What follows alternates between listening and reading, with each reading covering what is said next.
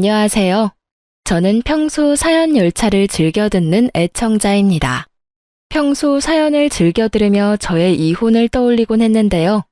사연을 듣다 보면 정말 별의별 사연들이 다 있더라고요.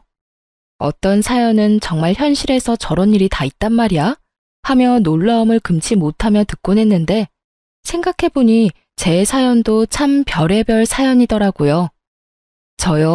저의 이혼 사실을 아는 사람들이 간혹 이혼 사유를 물어오면 성격 차이라고 했었어요. 차마 입 밖으로 꺼내기도 싫을 뿐더러 믿지도 못할 것 같아서요. 그렇게 꼭꼭 숨겨뒀던 이혼 이야기를 오늘 풀어보려고 합니다. 저와 남편은 3년 동안 연애를 하고 자연스럽게 결혼까지 이어진 부부였어요. 남편에겐 형이 있었는데 시숙 역시 결혼을 한 상태였죠. 형님 되는 사람은 시숙과 10살이나 차이 나는 부부였어요. 그렇다 보니 형님은 저보다도 4살이나 어렸고 처음엔 그런 형님에게 형님 소리가 안 나와서 고생했던 기억이 있네요. 하지만 그것도 잠깐이었어요. 입에 붙으니 그 형님 소리도 곧잘 나오고 집안 행사 때 빼곤 마주칠 일도 거의 없어 형님으로 모시는 것에 대해서는 별로 반감 같은 건 없었어요. 그러던 어느 날 퇴근하고 돌아온 남편이 유난히 기분이 좋더라고요. 여보, 오늘 기분 좋아 보인다. 회사에서 좋은 일 있었어? 응? 아니, 들어오는 길에 형한테 연락이 왔는데 우리 집 근처로 이사 온다네. 걸어서 5분 거리 정도에 있는 땡땡 아파트 있잖아. 아, 거기? 그런데 갑자기 이사는 왜? 아, 내년에 기훈이 초등학교 들어가잖아.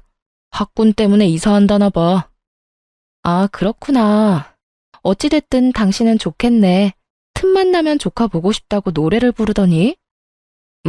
앞으론 지금보단 자주 볼 수 있겠다. 남편은 기뻐했고 전 대수롭지 않게 생각했어요. 형님네가 이사를 오든 말든 제가 관여할 바도 아니고 저에게 해가 될 것도 아니었으니까요. 그냥 그런가 보다 했어요. 하지만 정말 예상도 못했던 일이 생겨나더라고요. 저는 그 당시 임신 준비를 하기 위해 일을 쉬고 있었어요. 직업 특성상 외근도 많을 뿐더러 무거운 물건을 자주 들어야 하는 일이라 아무래도 임신 준비를 하며 일을 병행하기엔 힘들겠다는 생각이 들었기 때문이었어요. 그렇게 일을 쉬는 와중 형님의 취업 소식이 들려왔고 무리해서 이사를 했다는 걸 잘 알던 터라 잘 된 일이라고 생각했어요. 그런데 어느 날 갑자기 형님에게서 전화가 오는 것이 아니겠어요?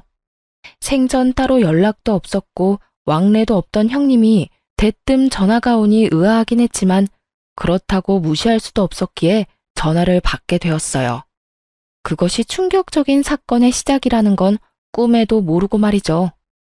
동서, 집이에요? 네, 형님. 집인데 왜 그러세요? 아, 그럼 나 부탁 하나만 들어주면 안 될까요? 부탁이요? 네. 사실은 우리 기훈이가 유치원에서 다쳤다고 연락이 왔는데 나도 그렇고 애 아빠도 그렇고 지금 도저히 나갈 수가 없는 상황이라서요. 정말 미안한데 동서가 좀 가주면 안 될까요? 선생님 말씀으로는 얼굴을 다쳤다는데 이야기만 들어서는 어떤지 알 수 없어서요. 아, 네, 알겠어요. 그럼 기훈이 유치원 어딘지 문자로 좀 남겨주세요. 지금 바로 준비해서 가볼게요. 그렇게 전화를 끊은 후 저는 서둘러 옷까지만 챙겨 입고 유치원으로 향했어요. 다른 것도 아닌 아이가 다쳤다고 하니 저도 걱정이 되더라고요.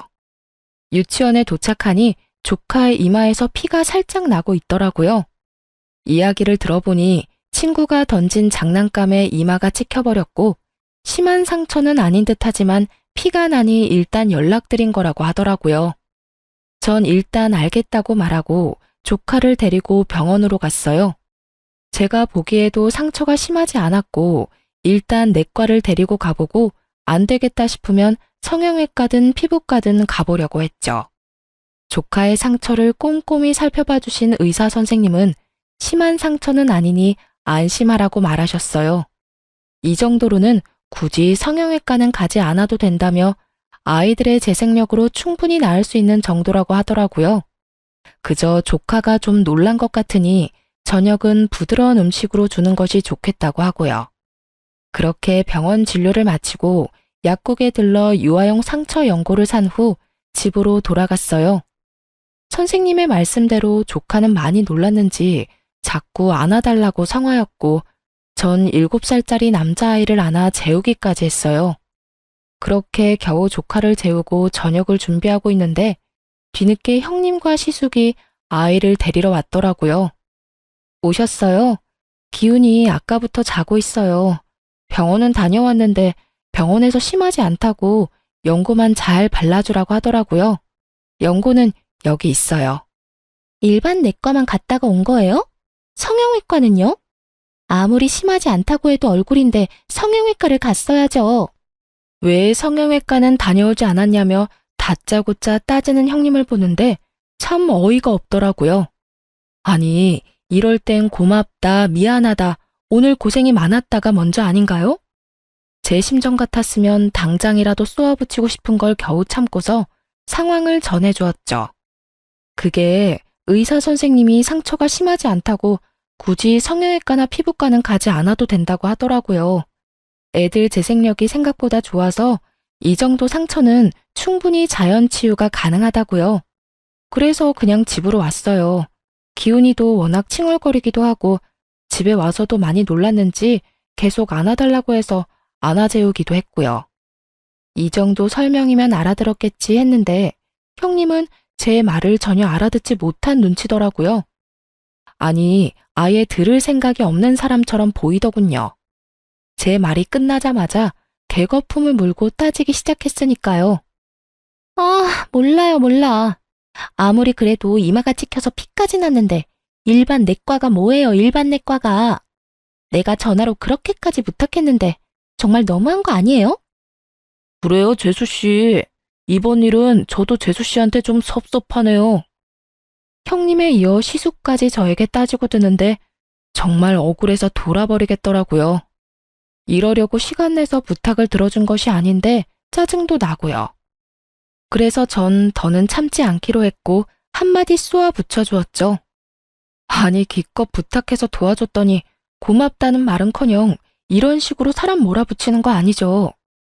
더는 할 말도 없고 듣고 싶은 말도 없어서 그러는데 이제 돌아가 주실래요? 뭐요? 동서 진짜 너무하네. 지금 사과받아야 할 사람이 누군데? 자기 자식 아니라고 대충 병원이나 데리고 가놓고 내 입에서 고맙다는 말을 기대하는 거예요? 정말 해도 해도 너무하네. 혹시라도 우리 아들 이마에 흉이라도 지는 날엔 동서가 다 책임져야 할 거예요. 알겠어요? 그렇게 흉터가 걱정이면 이러고 있을 시간에 성형외과에 데리고 가면 되지. 왜 엄한 사람한테 책임 전가를 해요? 지금이라도 데리고 가요. 야간 진료하는 데 많다고요. 저의 고함에 두 사람은 조카를 데리고 돌아가 버렸고 남편은 끝까지 아무 말도 없더군요. 정말 너무나도 어이가 없었어요. 시숙은 형님 편을 든다고 바쁜데 남편은 강 건너 불구경하듯 지켜만 보고 있었으니까요. 당신은 왜 아무 말도 안 해? 이럴 땐 내 편을 들어줘야지. 내가 굳이 편 들고 말고 할 게 없던데. 뭐? 혼자서 충분히 잘 싸우는데 내가 왜 나서. 괜히 나까지 나서면 큰 싸움 나지. 이 어이없는 남편의 말을 듣고 있는데 남편과 입씨름할 전이마저 상실되는 기분이더라고요. 길게 말해봤자 제 입만 아플 것 같아 다음부턴 이런 일이 있다면 가만히 있지만 말고 나서달라는 당부와 함께 일단락시켰어요. 그런 일이 있고 난 후 염치라는 게 있는 사람이라면 다시 도움을 청하는 일이 없어야 할 텐데 형님은 염치도 양심도 없는지 줄기차게 연락이 오더라고요. 동서, 오늘 우리 기훈이 좀 데리고 와주면 안 될까요? 동서, 정말 급해서 그러는데 우리 기훈이 좀 잠시 봐주면 안 될까? 등등. 그야말로 기가 막히는 부탁에 저는 칼같이 안 된다고 했습니다. 조카 잠시 봐주는 거? 유치원에 데리러 가는 거? 힘든 일 아니에요. 버겁다고 하더라도 피치 못할 사정이 있으면 가족끼리 충분히 해줄 수 있는 일이라고 생각해요. 하지만 지난번 사건 이후 여전히 고맙다는 말만 아니라 미안하다는 말도 없었고 저도 기분이 많이 상해 있는 상태였죠. 거기에다 배려를 고마워할 줄 모르는 인간에게 더 베풀고 싶지도 않았고요. 계속되는 거부에 한동안 형님은 연락이 없었고, 더는 그런 부탁을 하는 일은 없을 거라고 생각했는데 더 어이없는 상황이 저를 기다리고 있더군요. 그날은 유난히 남편에게 연락이 많이 온 날이었어요. 할 말이 딱히 있어 보이지는 않는데 집이냐고 계속 묻더라고요. 여보, 집이야? 아직 집이지? 집이지. 아까부터 왜 계속 집이냐고 물어? 아니, 그냥 오늘 약속 없지? 없다니까. 도대체 몇 번을 물어? 왜? 무슨 일 있어? 집에 택배 올 거 있어? 아니, 그런 건 아닌데 오늘은 집에 꼭 있어줘. 이런 식으로요.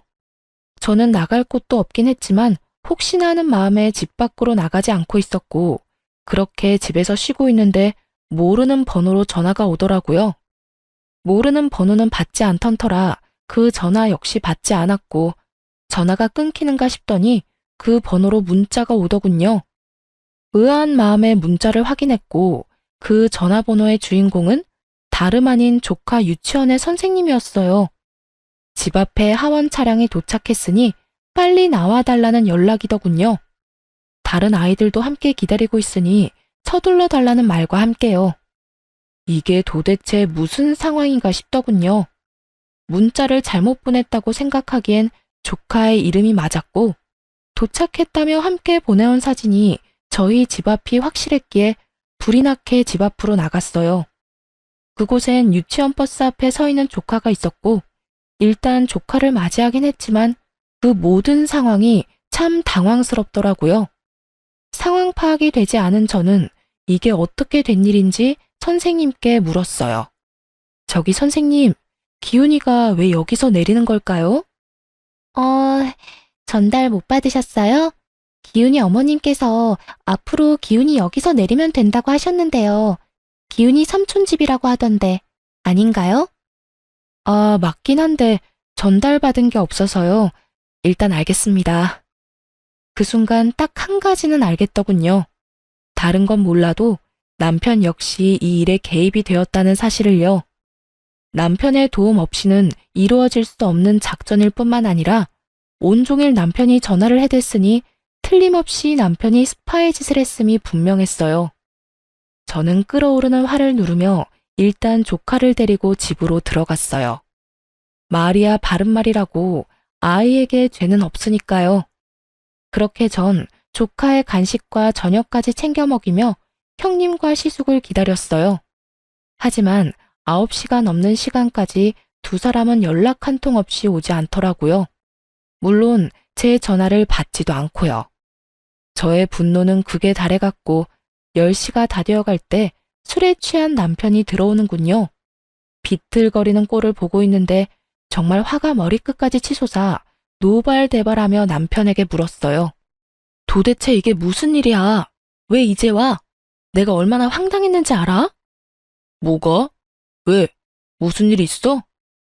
몰라서 물어? 기훈이가 왜 우리 집 앞에서 유치원 차를 내려? 그것도 나하고는 한마디 상의도 없이.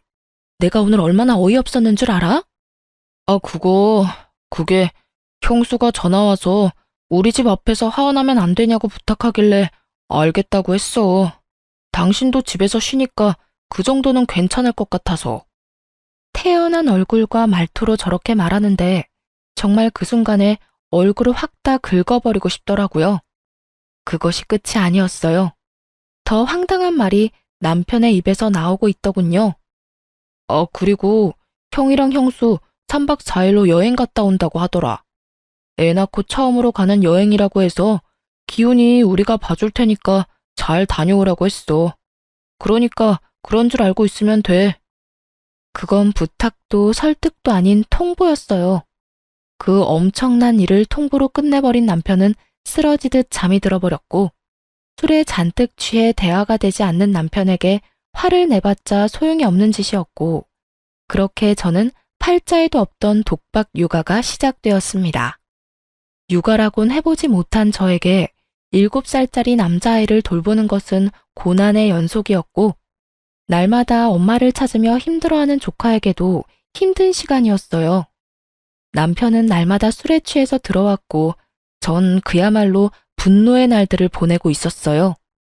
상황이 그렇게 되자 몸은 일할 때보다 힘들었고 스트레스 또한 그 어느 때보다 심하게 받고 있었죠.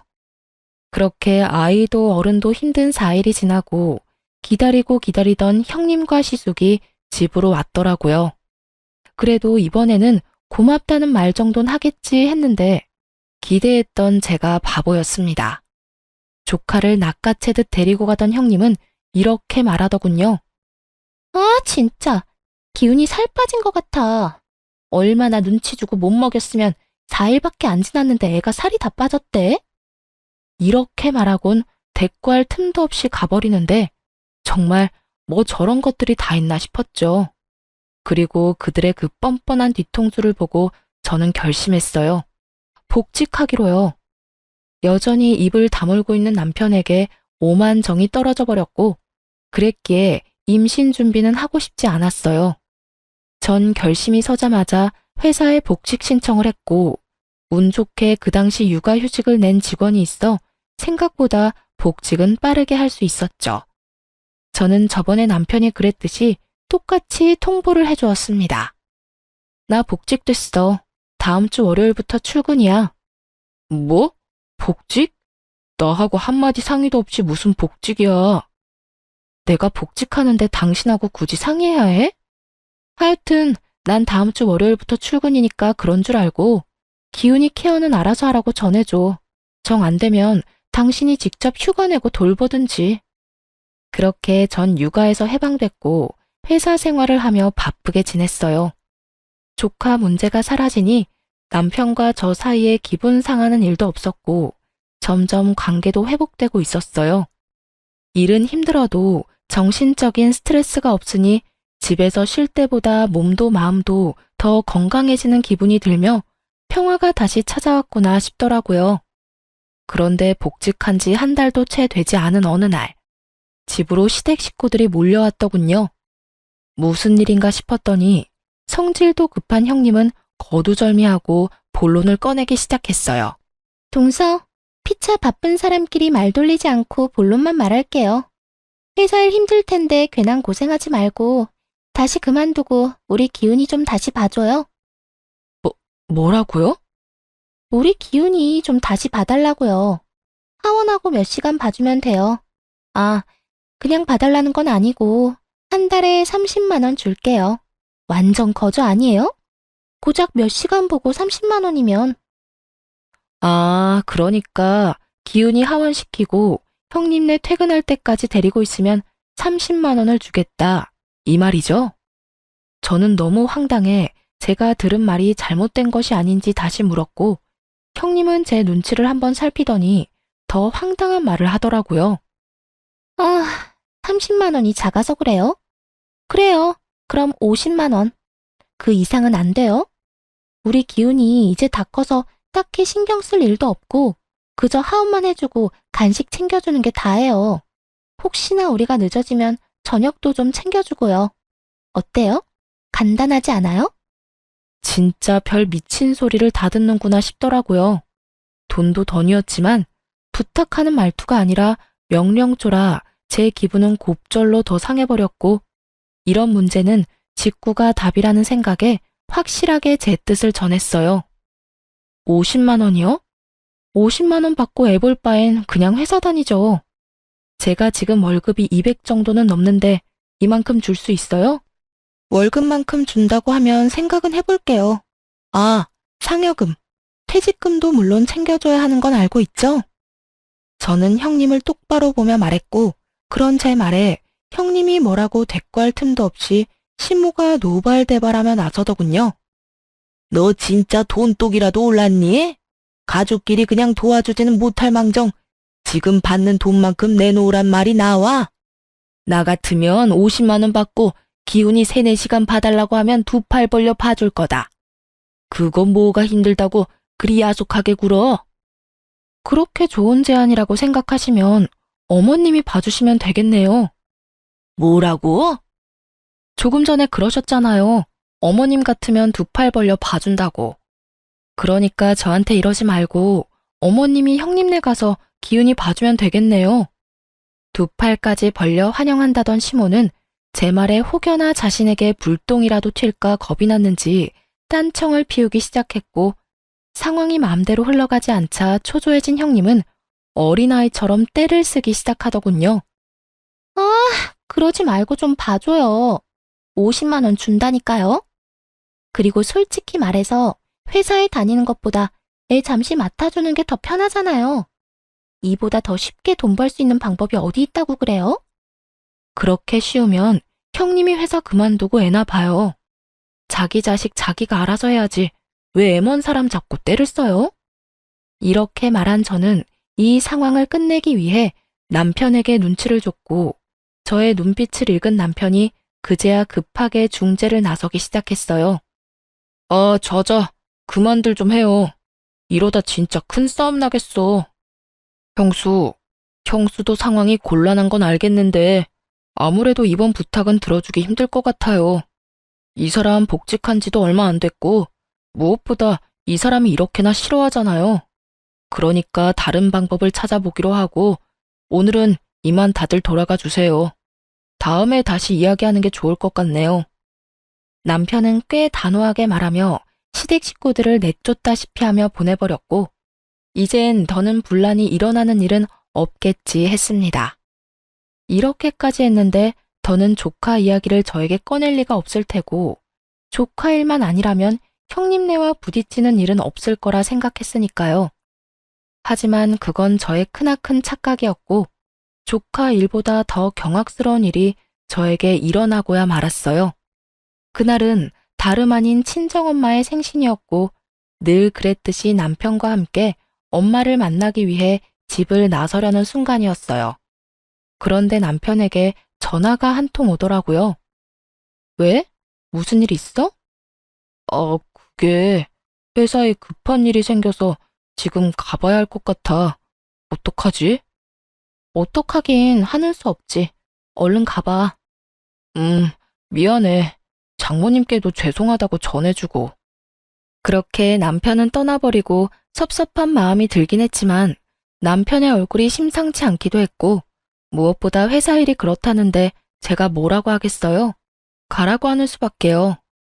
사정을 전해들은 엄마는 괜찮다며 별 수 없다고는 하셨지만 내심 섭섭해 보여 제 마음이 좋지 않더라고요. 아빠는 돌아가셨고 저는 외동이었던 터라 남편이 있고 없고의 차이가 컸거든요. 그렇게 식사가 끝나고 엄마가 소화되지 않는다며 걷고 싶다고 했고, 전 남편과 함께 갔던 유명한 산책공원이 떠올라 그곳으로 엄마를 모시고 갔어요. 산책로도 잘 돼 있고 풍경도 좋아서 모시고 간 것이었죠. 한참 그렇게 걷고 있는데 어디선가 익숙한 목소리가 들려왔고 뒤를 돌아보니 그곳엔 남편과 형님, 조카가 웃으며 함께 있더군요. 모르는 사람이 본다면 행복한 가족의 모습 그 자체였어요. 제가 발견한 남편을 엄마가 발견하지 못했을 리 없었고, 엄마는 제 눈치를 살피더니 이야기를 나눠보라고 하며 먼저 집으로 가겠다고 하더군요. 그렇게 엄마가 먼저 떠나고 그런 엄마의 모습에서 더 큰 분노를 느낀 전 남편에게 다가갔어요. 당신 여기서 뭐해? 이게 급한 일이야? 여기가 회사냐고. 저는 분노로 목소리마저 떨려왔고 그런 저를 발견한 남편의 얼굴이 사색이 되어버리더군요. 그리고 그 입에서 나온 말들은 정말이지 가관이었어요.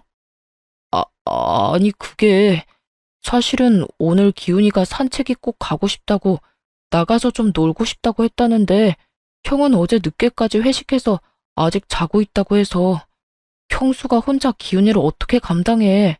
그래도 남자 한 명이 있어야 사내 녀석을 감당하지. 그래서 당신한텐 미안하지만 기훈이랑 시간 보내게 됐어. 미안해 정말. 전 정말 어이가 없더라고요. 애아빠가 없는 것도 아니고 술에 취해 자든 피곤해서 자든 애아빠는 집에 버젓이 있는데 왜 남편이 나서서 이러는 건지도 이해가 되지 않았고, 엄마 생신이란 걸 뻔히 알면서도 남편에게 이런 부탁이나 하는 형님 역시 이해가 되지 않더군요. 그게 말이나 되는 소리야? 다른 날도 아니고 우리 엄마 생신인데 당신이 어떻게 이럴 수 있어? 그것도 나한테 거짓말까지 하면서 말이야. 미안해. 그런데 나도 어쩔 수 없었어. 그러니까 당신이 이해 좀 해줘. 미안해. 제가 어떤 말을 하든 남편은 그저 어쩔 수 없었다며 이해해달라는 말만 기계적으로 반복하더라고요. 더는 대화가 불가능한 상황이었어요. 주변 시선들도 있고 남편은 계속 같은 말만 반복하는데 제가 거기에서 무슨 말을 더 하겠어요? 일단 집에 가서 이야기해. 바로 따라와. 알겠어? 나 형수랑 기훈이 좀 데려다 주고 바로 집으로 갈게. 마지막까지 정말 기가 막히더군요. 그 순간 정말 이혼하자는 말이 입가에 맴돌았지만 일단 알겠다고 하고 차로 먼저 돌아왔어요. 흥분된 마음을 진정시키며 출발하려는데 아무래도 이상한 기분이 들더군요. 여자의 촉이 이대로 가면 안 된다고 알리고 있었고 전 공용 주차장에서 멀지 않은 곳에서 차를 세워놓고 조용히 기다렸어요. 이윽고 주차장으로 걸어오는 세 사람을 발견한 순간 전 정말 제 눈을 의심했습니다. 남편의 한 손은 잠이 든 조카를 안고 있었고 한 손은 형님의 손을 잡고 있더군요. 그 장면을 보는데 정말 피눈물이 난다는 심정이 무엇인지 알겠더라고요. 저는 피눈물이 날 것만 같은데 두 사람은 뭐가 좋은지 시시덕거리며 걸어오는 모습에 저는 깊은 분노를 느꼈어요. 떨리는 두 손을 겨우 진정시키며 급히 두 사람의 모습을 휴대전화 카메라에 담았어요. 당장이라도 두 연놈의 머리채를 다 잡아뜯고 싶은 걸 얼마나 참았는지 모릅니다. 이가 다 갈리더라고요. 그냥 다른 여자와 외도를 저지른다고 해도 눈이 돌 것만 같은데 어떻게 다른 사람도 아닌 형수와 저런 짓을 할 수가 있는 것인지 제 상식선에선 도저히 이해되지 않더군요. 아니, 이해할 생각도 없었어요. 더는 지켜보고 있긴 힘든 광경을 뒤로한 채 집으로 돌아왔고 바로 근처 흥신소를 알아보고 사람을 붙였죠. 상간녀와 조카를 집에만 데려다주고 오겠다던 남편은 저녁이 다 되어서야 돌아왔고 왜 그제야 돌아왔는지 묻지 않아도 뻔했기에 아무 말도 하지 않고 있었어요. 자칫 입을 열었다간 제 입에서 무슨 말이 나올지 알 수 없는 일이었고 전 사실 파악을 제대로 한 뒤 이혼을 이야기해도 하고 싶었거든요. 그렇게 제가 아무 말도 하지 않고 있자 남편 스스로 제 눈치를 살피며 변명을 해대기 시작하더군요. 여보, 미안해. 형수랑 기훈이 데려다주고 바로 오려고 했는데 기훈이가 배가 너무 고프다고 해서 밥만 좀 사주고 오느라 늦었어. 미안해. 화 많이 났어? 괜찮아. 오는 길에 화도 좀 가라앉았고 피곤할 텐데 얼른 씻고 쉬어. 정말이었어요. 볼 꼴 못 볼 꼴 다 보고 이혼까지 할 마당에 남편이 늦든 외박하든 그게 뭐가 대수겠어요? 그날 이후 전 남편과 말을 섞지 않았고 오직 흥신소의 연락을 기다리며 이혼을 준비했습니다. 처음엔 두 사람의 사진을 시숙에게 보여주며 모든 사실을 미리 알릴까 싶기도 했지만 혹시 모르는 상황에 시숙에게도 일단 알리지 않았어요. 저는 일단 남편 몰래 집을 부동산에 내놓고 짐도 조금씩 친정에 가져다 두었죠. 그리고는 증거는 사진 한 장이 다였지만 변호사를 만나 상담을 진행하며 이혼을 준비했고 그렇게 바쁜 시간을 보내고 있으니 흥신소에서 연락이 왔더군요. 두 사람은 1년 전쯤부터 만나왔고 그 시기는 저희 집 근처로 이사 오기 전이더군요. 평소 대부분 칼퇴근을 하던 남편이었던지라 도대체 언제 만나나 싶었더니 주로 점심시간에 만나 시간을 보내고 있었더군요. 그 짧은 시간에 할 건 다 하고 다니는 꼴을 보니 참 대단하다 싶었어요. 이보다 더 놀라운 사실은 형님에게 다른 남자가 또 있다는 사실이었어요. 무슨 연유인지는 모르나 형님은 그 남자에게 돈을 퍼다 주고 있었고 그 돈 중엔 당연하게 제 남편 돈도 있었죠. 남편은 상간녀에게 돈을 주고 상간녀는 그 남자에게 돈을 주고 그야말로 완벽한 먹이사슬의 모습 아닌가요? 전 모든 증거를 챙겨 시숙을 만났고 혹시나 모르는 심정으로 남편의 칫솔까지 챙겨 시숙에게 건넸어요. 재수 씨, 이게 다 뭔가요? 어떻게 말씀드려야 하나 고민 많이 했는데요. 아무래도 이런 문제는 빙빙 돌리는 것보다 직구가 답인 것 같아 그냥 말씀드릴게요. 형님이랑 제 남편 두 사람 만나고 있어요. 가족끼리 서로 돕자고 만나는 게 아니라 외도를 저지르고 있다고요. 그게 사실인가요? 네, 우연히 두 사람이 있는 걸 봤고 사람까지 붙여 알아봤어요. 증거들은 방금 드린 봉투 안에 다 들어있고요. 시기적으로 봤을 때 가능성은 희박하긴 하지만 만에 하나라도 모르는 일이니 남편 칫솔도 챙겨왔어요. 이거 가지고 유전자 검사해보세요. 아주버님도 해보시고요. 아무래도 기운이 아주버님 아들 아닌 것 같거든요. 시숙은 처음에 충격에 빠진 듯 하더니 이내 저에게 조금만 기다려달라고 하더라고요. 유전자 검사 결과가 나오면 그때 한 번에 다 터트리자고 했고 저 역시 그 의견에 동의했어요. 그렇게 시숙과 전 유전자 검사 결과를 기다렸죠. 그 결과는 정말 참담했어요. 유전자 검사 결과 시숙도 남편도 조카의 친부가 아니었습니다. 친부는 따로 있던 것이었고 발칙한 형님은 이 사실을 감쪽같이 숨기고 있었던 것이죠. 결과지를 받아든 시숙은 동생 역시 친부가 아니라는 사실에 안도하면서도 그 사실에 안도하는 자기 자신이 한심한지 허탈한 웃음을 보이더라고요. 저 역시 마찬가지였어요. 그래도 한때나마 사랑했던 인간이 그 정도 쓰레기는 아니라는 사실이 안심되었고 그 안심하는 저 자신이 죽도록 한심하더군요. 그러면서 한편으로 형님이 참 대단하다는 생각이 들더군요. 핏줄까지 속이며 남편을 농락하며 사는 것도 모자라 그런 남편의 동생까지 유혹해 외도를 저지르며 돈까지 빼내고 있었으니 참 대단한 여자 아닌가요? 그렇게 한참 저희는 말이 없었고 이내 시숙은 굳은 표정으로 모든 식구를 시댁으로 불러 모아 남편과 형님의 관계를 밝혔습니다. 아버지, 어머니, 이 녀석이랑 제 집사람 알고 보니 몰래 만나고 있더라고요. 네, 지금 설마 하며 생각하시는 그런 관계 맞아요. 두 사람 외도를 저지르고 있었어요. 뭐? 이게 다 무슨 소리야? 너 지금 꿈꾸니? 악몽 꿨어? 꿈이 아니라 현실이에요, 어머니.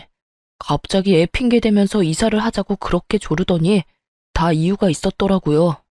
알아보니 두 사람 그쯤부터 만나기 시작했고 갈 때까지 간 관계였어요. 그게 사실이야? 그 말이 모두 사실인 거야? 시무는 남편과 상간녀를 향해 물었고 두 사람은 고개를 숙인 채 아무 말도 못하더군요. 그런 상황을 지켜보던 전 증거를 시모에게 주며 말했어요. 어머님, 사실이에요. 제가 우연히 두 사람이 외도를 저지르는 광경을 목격했어요. 증거는 여기 있고 아주버님 말처럼 하루 이틀 만난 충동적이고 가벼운 사이는 아니더라고요. 지금 그 말들을 우리더러 믿으란 말이야? 이 무슨 말도 안 되는... 증거까지 들이밀며 사실을 밝히자 남편과 상간녀의 얼굴이 새파랗게 질려갔고 무슨 말도 안 되는 소리냐고 하던 시모는 증거를 살펴보더니 누가 말릴 새도 없이 상간녀의 머리채를 잡고 휘둘러 버리더군요. 이 인연이 감히 네가 우리 가족을 농락해? 내 아들들을 네가 뭔데 가지고 놀아? 이 버러지 같은 년이 감히... 어머님, 제 말 좀 들어봐 주세요. 아니에요. 아니라고요. 아니긴 뭐가 아니야. 이렇게 버젓이 증거가 있는데 네가 다른 사람도 아니고 내 아들 둘을 농락해? 이 더러운 년 언제까지 속이려고 했어? 언제까지 속일 수 있을 거라 생각했어? 다 오해예요. 다 오해라고요. 뭐? 오해? 넌 눈이 없어? 이렇게나 증거가 명백한데 오해? 내 인연 오늘이 네 제삿날이다. 형님은 소리를 지르며 시모에게 당하고 있었고 그런 모습을 지켜보던 남편이 시모를 저지하고 나서더니 그래도 자기 내연녀라고 온몸으로 보호하고 나서더군요. 어머니, 이 사람한테 그러지 마세요. 제가 먼저 좋아했어요. 제가 먼저 만나고 싶다고 했다고요.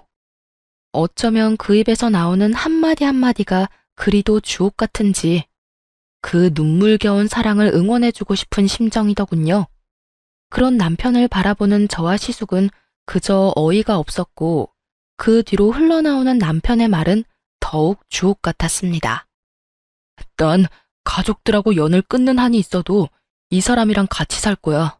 나 이 사람 많이 사랑해. 이 사람 없으면 나 못 산다고. 그러니까 집에서 내쫓든 말든 알아서 하세요. 난 무슨 일이 있어도 이 사람이랑 같이 살 거야. 미친 소리를 하는 남편의 뺨을 시숙이 보란 듯이 날려버렸어요. 네가 어떻게 나한테 이럴 수가 있어? 잘못했다고 싹싹 빌지는 못할 망정. 뭐? 사랑? 같이 살고 싶어? 네가 어떻게 나한테 이럴 수가 있어? 가족보다 여자다. 이거야 지금? 형, 미안해. 그런데 나 진짜 저 사람 사랑해. 나도 이러면 안 되는 걸 잘 알면서도 어쩔 수가 없었어. 미안, 형. 기훈이는 내가 잘 키울게. 미안해, 정말. 파렴치한 남편의 언행에 시모는 바닥을 내리치며 대성통곡을 하기 시작했고, 시부는 말없이 남편과 상간녀를 노려봤어요. 시숙과 저 역시 말이 없었고, 그 무거운 정막을 깬 건 다름 아닌 형님이었어요. 자신이 계획한 미래에 남편은 없었던 건지 자신의 앞을 막은 남편을 밀치곤 이렇게 말하더군요. 그게 도대체 무슨 말이야? 누가 너랑 산대? 우린 그냥 만난 것뿐이야. 난 너랑 살 생각 전혀 없다고. 뭐? 자기야, 지금 그게 무슨 말이야. 나 사랑한다고 했잖아. 언젠가는 나랑 살 거라며. 그 말들 다 거짓말이었어? 내가 언제 그런 말을 했어? 난 그런 말 한 적 없어. 당신 지금 가족들 시선 때문에 그래? 그런 거라면 걱정하지 마. 내가 다 알아서 할 테니까. 그러니까 이제 우리 행복하게 잘 살자. 응? 난 너랑 살 생각 없다니까. 이거 왜 이래? 이거 나. 남편은 끝까지 형님의 손을 붙잡고 매달렸지만 그런 남편의 손을 뿌리친 형님이 시숙의 앞에 무릎을 꿇고 앉아 빌기 시작하더라고요.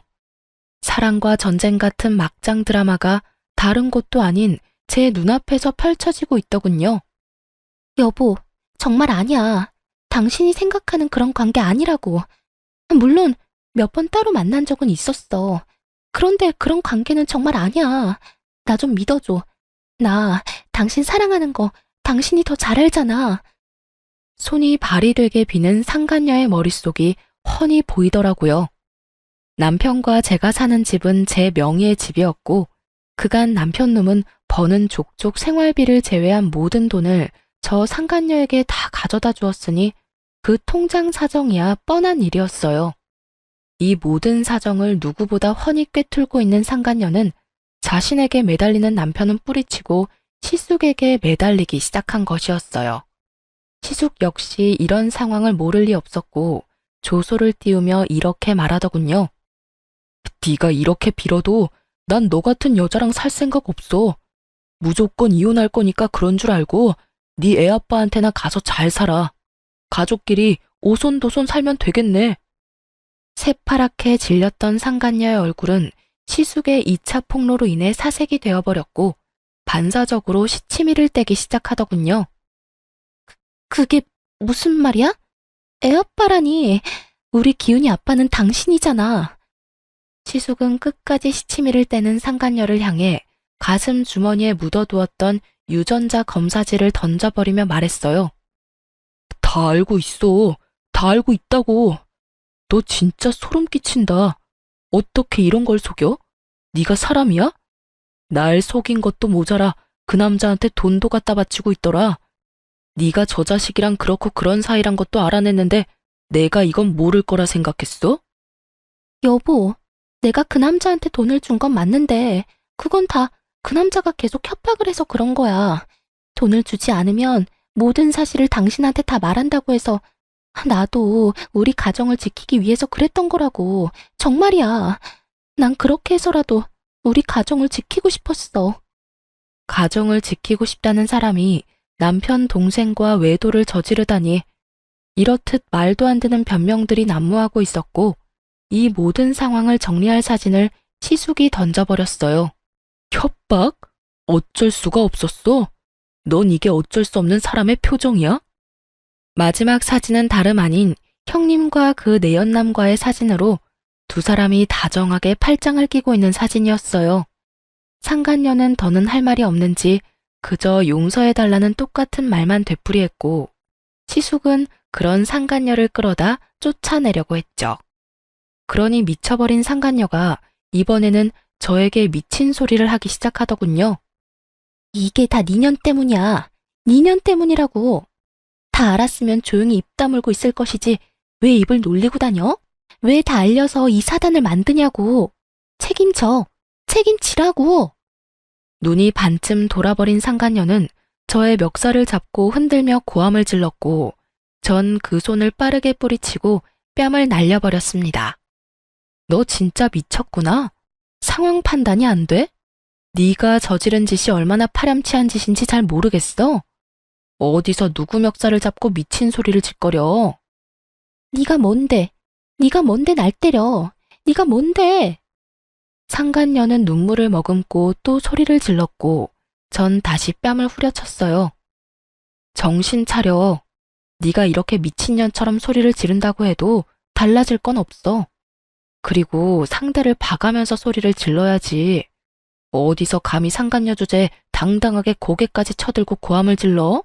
입 못 다물어? 제 말에 상간녀는 저를 죽일 듯이 노려봤고 남편은 자리에 주저앉은 채 멍하니 모든 상황을 지켜만 보고 있더라고요. 전 그런 남편에게 다가가 최후의 통첩을 날렸어요. 우리도 이혼하자. 난 이제 너 같은 인간이랑 살 생각 전혀 없어. 저는 이혼을 통보했고 그제야 정신을 차린 남편이 저를 보며 빌기 시작하더군요. 여보, 이혼이라니. 당신도 다 들었잖아.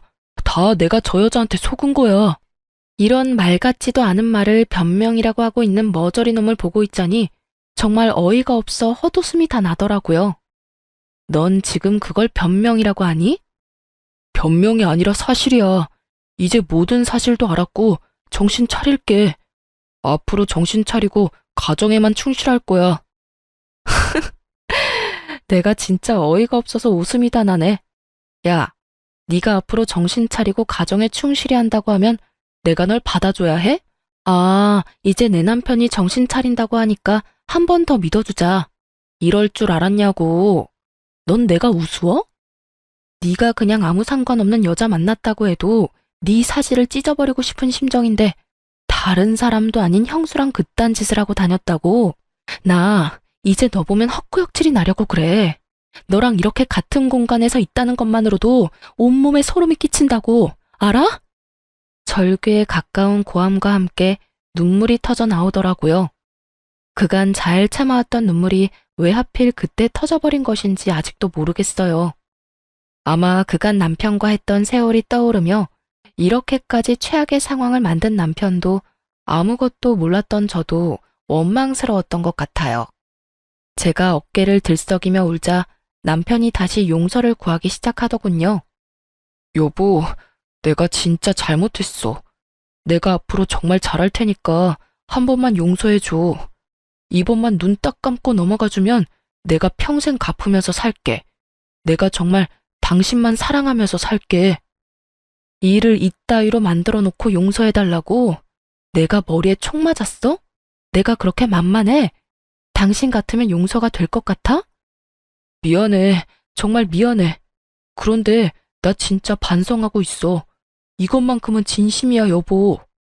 더는 들을 말도 하고 싶었던 말도 없었던 저는 최후의 통첩을 날렸죠. 다 필요 없고 짐이나 빼. 이혼하는 마당에 같이 살 필요는 없잖아? 혹시나 짐 핑계 대면서 집 들락날락할 생각은 하지도 마. 집 곧 나갈 예정이거든. 그러니까 당장 짐부터 빼. 이렇게 말한 저는 시댁에서 나와버렸고 소송을 진행했어요. 그렇게 이혼만은 안 된다던 남편은 상간녀와 합심해 어떻게 해서든 위자료를 덜 주기 위해 부단히도 애썼지만 소용없는 짓이었죠.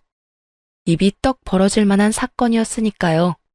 시간이 오래 걸리긴 했지만 어찌되었든 전 이혼을 했고 위자료 역시 만족할 만큼 받을 수 있었습니다. 이혼하고 난 후 이런저런 일로 바쁘게 사는 와중에 두 사람의 소식이 들려오더군요. 상간녀에게 속았다던 전 남편은 시댁에서 쫓겨나자마자 시숙에게 이혼당한 상간녀와 살림을 차렸다고 하더군요. 이혼 소송 당시 둘이 붙어있던 꼴을 봤던 터라 놀랍지도 않더군요. 똑같은 것들끼리 잘 먹고 잘 살아라 싶었는데 그것도 잠시더라고요. 뒤이어서 들리는 소식엔 상간녀가 도망을 갔다고 하더군요. 함께 살면서 전 남편을 꼬드겨 빚까지 내게 만들었고 그 돈을 홀라당 다 들고 도망을 가버렸다네요. 전 남편은 당연한 수순으로 빚쟁이가 되어버렸고요. 도망간 여자를 경찰에 신고까지 한 전 남편은 깊은 상심에 빠졌는지 회사도 가지 않고 폐인이 되었다고 하더군요. 한 명은 빚쟁이 폐인, 한 명은 애까지 데리고 도망치는 신세. 참 어울리는 결말이라고 생각했네요. 그렇게 전 그 소식을 마지막으로 그 경악스럽던 일들에서 벗어날 수 있었습니다. 다행스럽게 전 남편은 마지막 염치라는 것은 있는지 저를 찾아오거나 하는 일은 없었어요. 그 후 전 회사에 다니며 그저 평범하게 지내고 있어요. 평일엔 일하고 주말엔 취미 생활을 하면서요. 워낙 이혼 사유가 충격적이라 앞으로 결혼 생각은 없네요. 제가 이런 의견을 말하면 주변에서 사람 일은 모르는 거라며 하곤 하는데요. 전 아직까진 사람에 대한 믿음 자체가 사라진 상태라 이런 상태에서 누굴 만난다는 게 저뿐 아니라 상대방한테도 좋은 선택은 아닌 것 같거든요. 그래서 결혼뿐 아니라 연애 생각도 없는 상태입니다. 요즘에 전 일과 취미 생활에 몰두하고 있어요. 요즘에 새로 생긴 취미는 등산인데요.